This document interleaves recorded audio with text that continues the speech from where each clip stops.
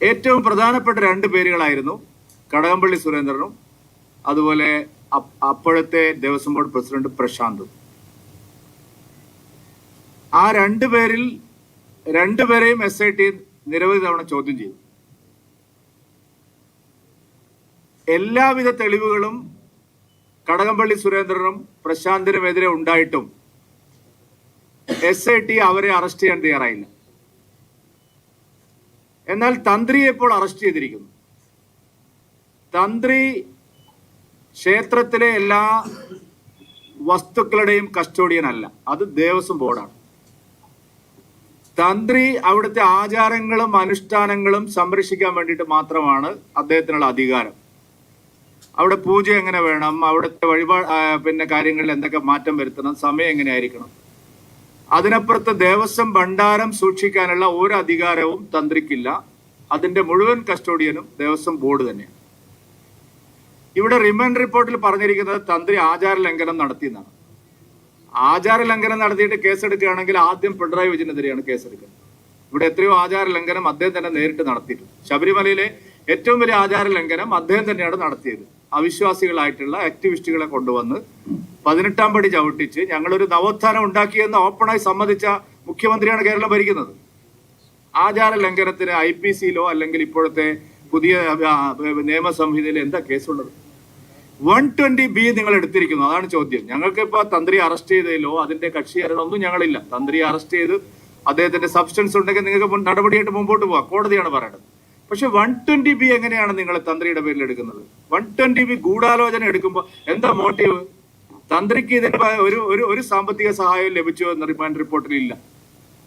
ഈ സ്വർണ്ണക്കൊള്ളയിൽ ലഭിച്ച പണത്തിൽ നിന്നോ അല്ലെങ്കിൽ മറ്റ് ആനുകൂല്യങ്ങളിൽ നിന്നോ ഒരു സാമ്പത്തിക നേട്ടവും ഉണ്ടാക്കിയെന്ന് റിമാൻഡ് റിപ്പോർട്ടിൽ ഇല്ല.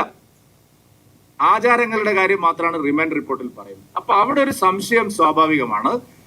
ഈ തദ്ദേശ തെരഞ്ഞെടുപ്പിൽ ഉണ്ടായിട്ടുള്ള അതിഭീകരമായ തിരിച്ചടിയിൽ നിന്ന് മറികടക്കാൻ ജനവികാരം അത്ര ശക്തമായി സർക്കാരിനെതിരെ ഉള്ളപ്പോൾ അതിനെ ഒന്ന് വഴിതിരിച്ചു വിടാനുള്ള ഒരു തന്ത്രമാണോ എന്നുള്ള സംശയം ജനങ്ങൾക്കുണ്ട്. അത് ദൂരീകരിക്കപ്പെടണം. അതാണ് ഞങ്ങൾ BJP ആലോചിച്ചിരിക്കുന്നത്, ND ആലോചിച്ചിരിക്കുന്നത്. ഞങ്ങൾ ഇതിനെ സംബന്ധിക്കുന്ന അഭിപ്രായം അല്ല. ഞങ്ങൾ ഈ കേസിൽപ്പെട്ട ആരെയും സംരക്ഷിക്കാനില്ല, ആർക്കു വേണ്ടിയും വക്കാലത്തിനില്ല. പക്ഷേ ഈ കേസിൽ സംശയങ്ങൾ ധാരാളം ഉണ്ട്. പ്രധാന പ്രതികളെ അറസ്റ്റ് ചെയ്യാതെ ആചാര ലംഘനം നടത്തി എന്ന് പറയുന്ന അല്ലെങ്കിൽ എല്ലാം അറിഞ്ഞിരുന്നു എന്ന് പറയുന്ന തന്ത്രിയെ മാത്രം അറസ്റ്റ് ചെയ്തു. എല്ലാം അറിഞ്ഞിരുന്നു കടകംപള്ളി സുരേന്ദ്രന്, എല്ലാം അറിഞ്ഞിരുന്നു പ്രശാന്തിന്, ശങ്കർദാസിന്. പ്രശാന്തിന്റെ കാര്യമാണെങ്കിൽ ബഹുമാനപ്പെട്ട കോടതി തന്നെ ചോദിച്ചിട്ടുണ്ട്, നിങ്ങൾ എന്താ പ്രശാന്തിനെ അറസ്റ്റ് ചെയ്യാത്തത്? കാരണം അദ്ദേഹം നേരത്തെ നടന്ന തട്ടിപ്പിൽ എല്ലാ കാര്യങ്ങളും വിജിലൻസ് കണ്ടെത്തിയ തട്ടിപ്പിനെ സംബന്ധിച്ച എല്ലാ കാര്യങ്ങളും മനസ്സിലാക്കിയിട്ട് അതേ തട്ടിപ്പ് റിപ്പീറ്റ് ചെയ്യണം ആ പ്രശാന്ത് ചെയ്തിരിക്കുന്നത്. കടകംപള്ളി സുരേന്ദ്രൻ ഇതിന്റെ ഫൗണ്ടർ ഓഫ് ദി കോൺസ്പിറസിയാണ്. അദ്ദേഹം അവിടെ ഇരിക്കുമ്പോഴാണ് ഈ തട്ടിപ്പ് മുഴുവൻ നടക്കുന്നത്. അദ്ദേഹവുമായി നിരവധി ഇടപാടുകൾ, അത് വ്യക്തിപരമായും സാമ്പത്തികമായുമുള്ള നിരവധി ഇടപാടുകളെ സംബന്ധിച്ചുള്ള ചോദ്യങ്ങൾ SIT ഉന്നയിച്ചതാണ്. പക്ഷെ എന്തുകൊണ്ട് കടകംപള്ളിയിലേക്ക് അറസ്റ്റ് പോകുന്നില്ല? എന്തുകൊണ്ട് പ്രശാന്തിലേക്ക് പോകുന്നില്ല? എന്തുകൊണ്ട് ശങ്കർദാസിലേക്ക് പോകുന്നില്ല? എന്തുകൊണ്ട് വാസവന്റെ ഉത്തരവാദിത്തത്തെ കുറിച്ച് ഒരു അന്വേഷണം പോലും നടത്തുന്നില്ല? ഈ ചോദ്യം വളരെ പ്രസക്തമാണ്. രണ്ടാമത്തെ കാര്യം, രാജീവ്ജി പറഞ്ഞു ഇതിൽ കോൺഗ്രസിന്റെ പാർട്ട് എന്താണ്? കോൺഗ്രസിന് ഇത് ശക്തമായിട്ടുള്ള ബന്ധമുണ്ട്. കാരണം ഈ സ്വർണ്ണക്കൊള്ള നടക്കുന്ന അതേ 2017 അടൂർ പ്രകാശും ആന്റോ ആന്റണിയും അവർ ചെറിയ വ്യക്തികളല്ല, ചെറിയ മീനുകളല്ല. അവർ കേരളത്തിലെ UDF-ന്റെ കൺവീനറാണ്. ശബരിമല നിലനിൽക്കുന്ന പത്തനംതിട്ട ജില്ലയിലെ MP ആണ്, പത്തനംതിട്ട ലോക്സഭയിലെ MP ആണ്. ഇവർ രണ്ടുപേരും ചേർന്ന് ഉണ്ണികൃഷ്ണൻ പോറ്റിയെയും ഈ സ്വർണം വാങ്ങിയ വ്യവസായിയെയും എന്തിനാണ് സന്ദർശിച്ചത്? സമയം വളരെ പ്രധാനപ്പെട്ടതാണ്. ഇവിടെ ഈ ഗൂഢാലോചന നടക്കുമ്പോൾ തന്നെ മാർക്കറ്റ് കണ്ടെത്താൻ ഉണ്ണികൃഷ്ണൻ പോറ്റിയും വ്യവസായിയും സോണിയാഗാന്ധിയാണ് സമീപിച്ചത്. അതിന് കാരണമുണ്ട്. സോണിയാഗാന്ധിയുടെ സഹോദരിക്ക് ഇറ്റലിയിൽ രണ്ട് പുരാവസ്തു ഇതുപോലുള്ള വിഗ്രഹങ്ങളുടെ കച്ചവടം നടത്തുന്ന സ്ഥാപനമുണ്ട്. ഞങ്ങളത് എവിടെ വേണമെങ്കിലും പ്രൂവ് ചെയ്യാൻ തയ്യാറാണ്.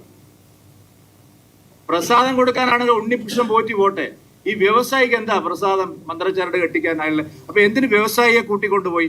ഇതുവരെ രമേശ് ചെന്നിത്തലയോ VD സതീശനോ ആ കാര്യത്തെക്കുറിച്ച് മറുപടി പറഞ്ഞില്ല.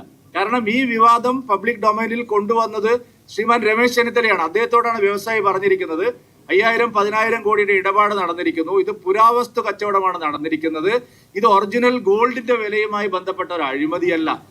നമ്മൾ കണ്ടു, വ്യാളി രൂപം അവിടുന്ന് പോയിരിക്കുന്നു, ശിവപ്രതിമ പോയിരിക്കുന്നു, ഗോളക, അതിന് അയ്യപ്പന്റെ മൂലവിഗ്രഹത്തിന് ചുറ്റിലുമുള്ള ഗോളക പോയിരിക്കുന്നു, അതുപോലെ ഈ ദ്വാരപാലക ശില്പങ്ങൾ പോയിരിക്കുന്നു.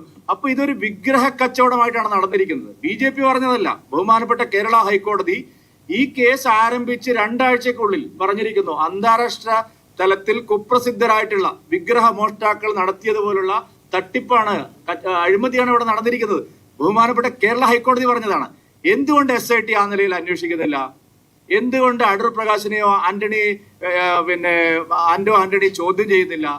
എന്തുകൊണ്ട് സോണിയാഗാന്ധിയിൽ നിന്ന് ഒരു മൊഴി എടുക്കണമെന്ന് SITക്ക് തോന്നുന്നില്ല? എന്തുകൊണ്ട് തന്ത്രിയെ മാത്രം ഇപ്പോ ധൃതി പിടിച്ച് അറസ്റ്റ് ചെയ്തിരിക്കുന്നു? ഈ ചോദ്യങ്ങൾ ഈ കേരളത്തിൽ എല്ലാവർക്കും ഉണ്ട്. ഞങ്ങൾ അത് ആവർത്തിക്കണം. അതുകൊണ്ട് ശബരിമലയിലെ സ്വർണ്ണക്കൊള്ള കേസ് ശരിയായ നിലയിൽ അന്വേഷിക്കാൻ SIT തയ്യാറാവുകയാണെങ്കിൽ കടകംപള്ളി സുരേന്ദ്രനെ അറസ്റ്റ് ചെയ്യണം, പ്രശാന്തിനെ അറസ്റ്റ്